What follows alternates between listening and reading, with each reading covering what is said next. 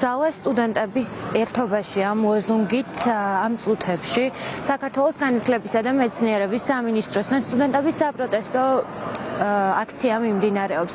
ისინი აპროტესტებენ ქართული ოცნების გადაწყვეტილებებს და ამბობენ, რომ მმართველი პარტიის გადაწყვეტილებები ძალიან მნიშვნელოვნად მოქმედებს განათლების სისტემაზეც და ის ძალიან აზიანებს სტუდენტებს, რომლებსაც წესით უნდა შეეძლოთ, რომ მიიღონ ღირსეული განათლება. თუმცა ნაცვლად ამისა სტუდენტები აღნიშნავენ, რომ მათ უწევთ საპროტესტო აქციების გამართვა, უწევთ უსამართლობასთან ბრძოლა და უწევთ იმის ყურება, თუ როგორ არიან საპატიმროში მათი თანატოლები და როგორ ისჯებიან ისინი იმის გამო, რომ ცდილობდნენ საკუთარი პროტესტის ხმა გაეჟღერებინათ და ამგვარად მათ დაეცვათ ქვეყნის ევროპული მომავალი. აქ შეკრებილი სტუდენტები ამბობენ, რომ ისინი არ აპირებენ შეწყვიტონ ბრძოლა და ეს ახალი ინიციატივა, ახალი საპროტესტო კერა, როგორც ისინი ამბობენ, იქნება მოძრავი. დღეს პირველი ადგილი, სადაც ისინი შეიკრიბნენ ამ ინიციატივის ფარგლებში, არის განათლების სამინისტრო, თუმცა როგორც სტუდენტები აღნიშნავენ, ისინი მუდმივად გამართავენ საპროტესტო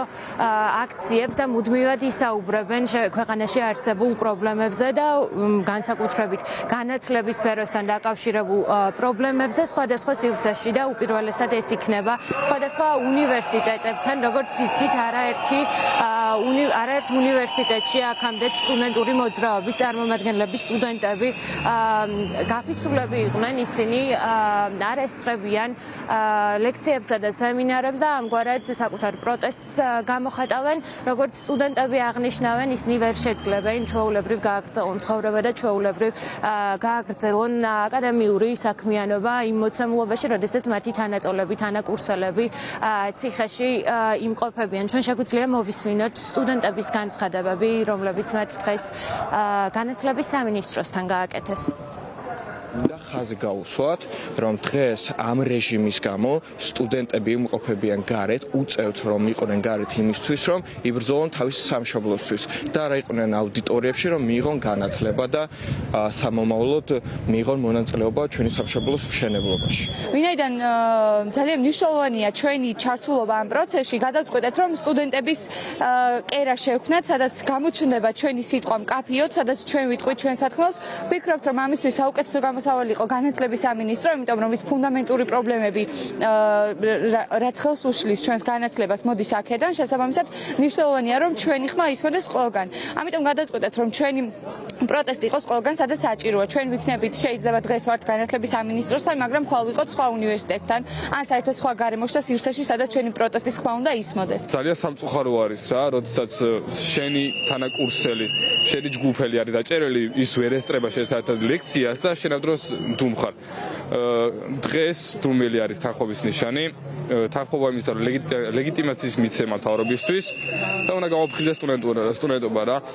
კი, ჩართულები ვართ, სტუდენტები გაფიცულებიც ვართ, აგვივლია დიდი ხანი უნივერსიტეტში, არ ყოფილობთ ლექციებზე, მათ შორის ლექტორებსაც შეაქონიათ კითხვა ჩემთან, რომ რატო არ დავდივარ ლექციებზე და როცა ვიცი, რომ სტუდენტების უმეტესი ნაწილი არის ციხეში, მათ ემუქრებოდა 6-დან 9 წლამდე და დიდებად იმრობა, მე ვერ ვიმშვიდად ლექციაზე და ვერ ჩავაბარებ სემინარს, ან ვერ მოვისმენ ლექტორს. ამ წუთებში სტუდენტები ერთმანეთს სიტყვით მიმართავენ. სხვადასხვა უნივერსიტეტის სტუდენტებმა უკვე წარმოთქვეს სიტყვა და ხაზგასმით აღნიშნეს, რომ მათი მოთხოვნები არის საერთო პროტესტის მოთხოვნების იდენტური. ისინი ითხოვენ იმ პირების გათავისუფლებას, ვინც საპროტესტო აქციების მიმდინარეობისას დააკავეს და ასევე ითხოვენ ხელახალ არჩევნებს.